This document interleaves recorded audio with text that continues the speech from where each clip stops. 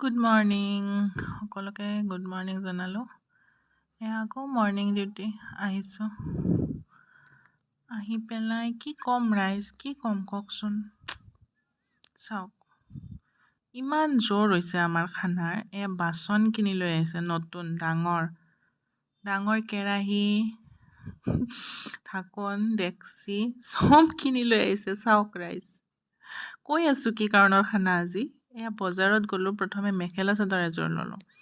তাৰপিছত মানে মাতি নিলে এঘৰ মানুহে, পেচেণ্ট বুলিয়ে ক'ব লাগিব। লগ পাই বাটত ইমান জোৰকৈ মাতি নিলে, নি পেলাই চাহ পানী খুৱালে, লগতে গিফ্ট দিলে।